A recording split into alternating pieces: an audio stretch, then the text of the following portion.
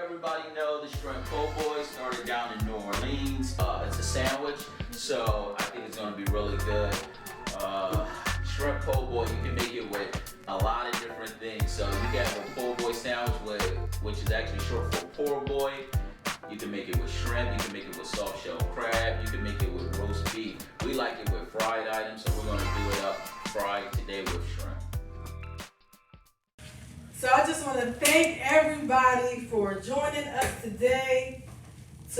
My wife can't cook, my husband is here. We just want to thank y'all for coming tonight to our shrimp po' boy edition.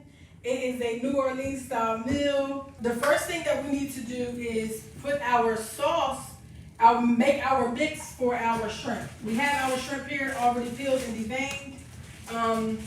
They were already washed and cleaned. So what we're going to do is first, we're going to take a half a tablespoon of our onion powder. And we're going to put it in here. So it's a half a tablespoon of onion powder. And again, this is just what the recipe calls for.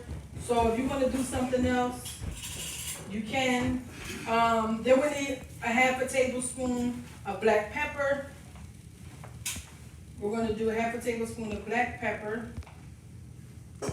And then again, this is just the recipe, what the recipe calls for. Everybody likes their season different. Then we have our oregano, which is a half a teaspoon of oregano. And this is dried oregano.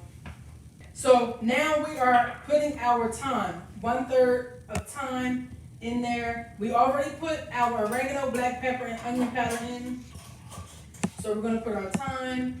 Then we're going to put next we have our paprika. And we are putting a teaspoon of paprika in. And you know what? I always used to use paprika for just potato salad, but people actually use paprika for a lot of different meals. You ever watch what's the guy? Now you know why it's called My Wife Can't Cook. Yes, because it's not just for decoration. I just used to use it for decorating the potato salad. But this is garlic powder. A teaspoon. Then we have our cayenne pepper. And actually, where my little, this is a teaspoon as well. Put it in here to season our shrimp. Next, we have our kosher salt here. And we're using 2.5 teaspoons of the kosher salt. So I'm going to whisk my seasons together. And you just really whisk them until there's an even balance of mixture of the seasonings in there. So now we have our season mix. We want to put in our shrimp. Then you want to put wash your hands and put the shrimp right into the seasoning. I don't know if we should. We're putting them all in. Okay, go ahead. You want to mix the shrimp, and now you cover the shrimp with the seasoning that he's doing. While he's doing that, I'm gonna go ahead and wash my hands real quick. So the goal is make sure all of our shrimp has a lot of seasoning, that it's very well seasoned, because we're not seasoning our flour mix. Now you don't have to use this mix. You can buy your fish fry mix and try that with it, but we wanted to use a New Orleans style recipe, try to pay homage to, the old school traditional style of making it. Yes. So if you can see our shrimp here, they're very well coated. We got cameras over here too. We got cameras everywhere. But so where's our tongs? Let me get our tongs out. So we can my hands are in it. Look. So you can see them. You can see the colors completely changed. They're very well coated with the seasoning. So now, since they're coated, we have to, hold on one second. So now since they're coated, we have to get our buttermilk. Do you want to get our buttermilk? And then while he's gathering our buttermilk, we have 1.5 cups of flour here that we're going to pour in a separate bowl. 1.5 cups of flour. And we have 1 cup of cornmeal. We're going to pour that in the bowl as well.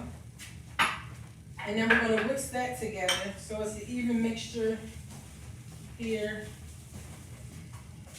And cornmeal, like I always thought, and y'all might think it's funny.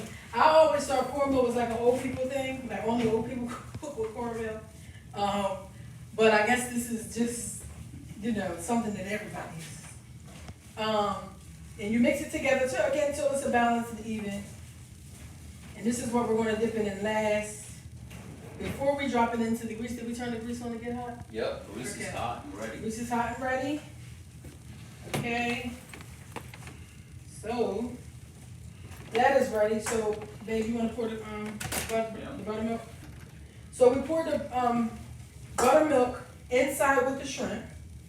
You can, and if you don't want to mix the buttermilk in there with the shrimp, you can have it in a separate bowl and dip it in there and then dip it in the cornmeal and flour, or you can do it however you want to do it. This is the best way that we thought it would be for us.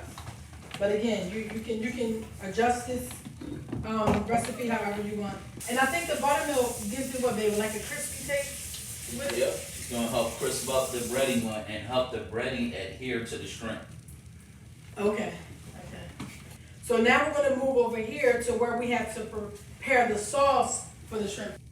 So first, we have to squeeze, we're gonna squeeze our 1/3 of our lemon in, squeeze it again.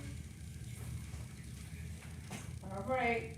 So you take 1 garlic clove, and I have a garlic crusher here that I'm going to use. Garlic press. A garlic press. Oh, excuse me.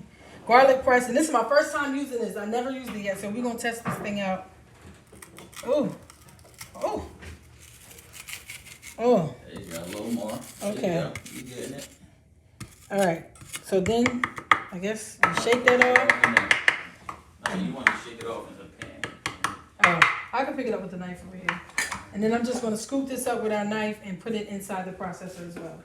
Again, this is the remoulade. This is the remoulade for the sauce for the shrimp po' boy. What you looking for? Okay. Now we have our celery root. Then we're going to mix in our, we use the part. Then we have our, this is actually our parsley that we're going to put in with it. And then we put our mayonnaise in there.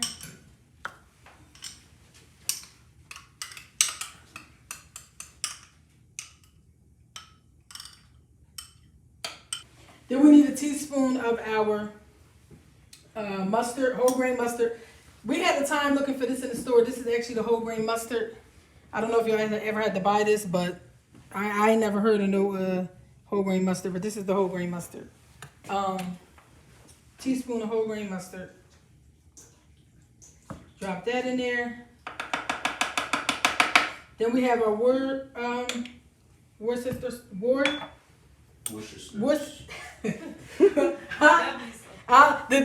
The W sauce. We're using the W sauce.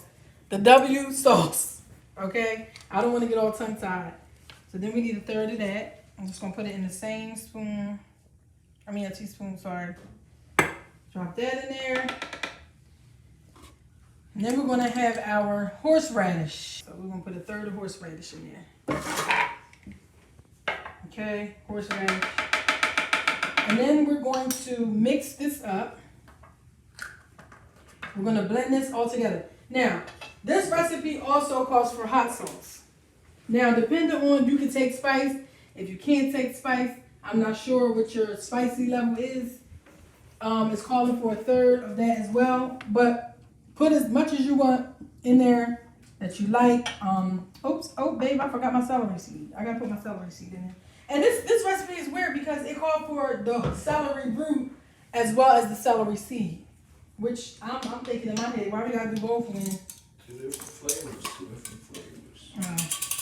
Well, I guess 2 different flavors. I gotta put my hot sauce in here. Alright, now don't measure the hot sauce. Put it in how you feel it. Well, as a Give new, it a couple dashes. Come on. well, Put as a it new in how you feel it. babe. Everybody don't like spice. So I'm going by the recipe right now. For us new cooks, we can't afford to be going off target and off tag.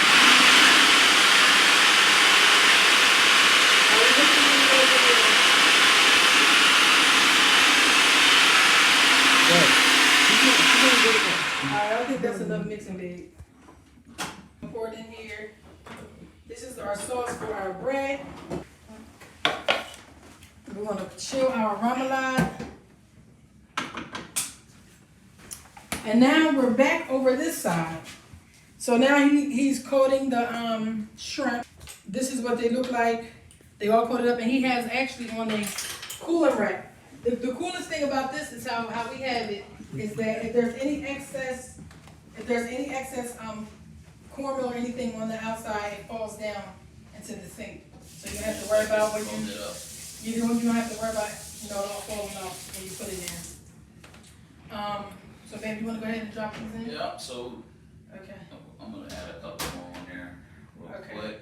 So we have peeled and deveined shrimp. We want people to be able to eat this in one whole bite, so we don't want to have to worry about pulling the tails off or anything like that. So they've been peeled, they've been deveined, they're clean, seasoned, and battered. We used a mixture of cornmeal and flour for this batter. Yes. We already have the grease hot and ready. So he's going over there and putting the shrimp inside of the grease. So you will see, can you see, do you see the grease? All right. He's gonna just drop him in there. So you see I have my temperature set at 350. Yes. And it takes about 3 minutes for them to actually be done. 3 to 5. And then what happens is when you put your whatever you're frying in, it can make your temperature go down a little bit. So we don't want to overload it. You want to start getting your roll ready. You want to get your lettuce ready. Okay. We have our rolls already pre-cut, and these are French rolls. You can get these right in the bread section at ShopRite or Wegmans or wherever you shop at. They're already just comes as a long roll. My husband already pre-cut them, and you cut them deep. Like a lot of people don't cut it all the way, but for this sandwich, I've seen where on certain recipes where they just cut the whole thing in half. So. Well, one thing is for sure, we want to make sure that we sauce up that roll really good. Yes. So let's do that. So while he's over there preparing the shrimp, I'm just going to sauce the bread up. Begin to sauce the bread. Now I don't like white bread, so my sauce is not going to be as heavy. Because as soon as it starts getting soggy, I don't want it. And it looks like this is thickening up. But I'm going to put some on both sides because he likes it. He wants a lot of sauce. We want tomatoes on the bottom. Tomatoes on the bottom? Yeah. That's okay. The top. Oh, my bad. There is a top and a bottom to the bread. Alright, so we got some tomatoes on there. I like a lot of tomatoes. Go ahead. This one's going to be for you then. Okay. Alright. Then we do the lettuce. Now we're going to do some shrimp and some lettuce. And get some hot sauce.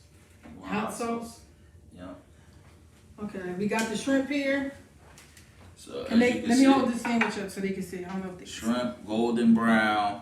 You can put the whole bite that in. Looks so good. And when you're making somebody a sandwich, don't be stingy with the ingredients. Come on, baby, that's too many. The sandwich ain't gonna be able to close. Shrimp on there. Let's make it'll close. It's falling over. That's all right. Falling over. You get a bonus then. Let me put this. I just can't. Come on. Lord have mercy. All right, now we're putting the lettuce. We're gonna smash it. We're gonna smash the sandwich down. We're gonna smash it down. Yeah. Okay. So the lettuce is on there, and babe, you can put your pickles on. You want to eat after this? I can't. Yeah. So we have our lettuce, and now let me move it over here because I don't think they can see it. Okay. So some people ask, do you toast the bread? If you like your bread toasted, you can toast it, but you don't have to toast the bread. So that French bread is soft in the inside and crispy on the outside. So you are going to get that little bit of crisp that you would get if you had toasted the bread. Yes. Yes, yes, yes. Ooh, that look good. All right, so pretty much this is really the basic po' boy. I'm going to add my peppers on top, but this is pretty much the basic. And with the pickles added, again, I'm not a pickle fan. I just can't. So I'm not gonna have pickles. My husband might have pickles. I'm not gonna have pickles right now. So I am gonna add some of my peppers in there though. My peppers are in there. Okay. All right. So this is one of them sandwiches you can have on your cheat day. It's deep fried.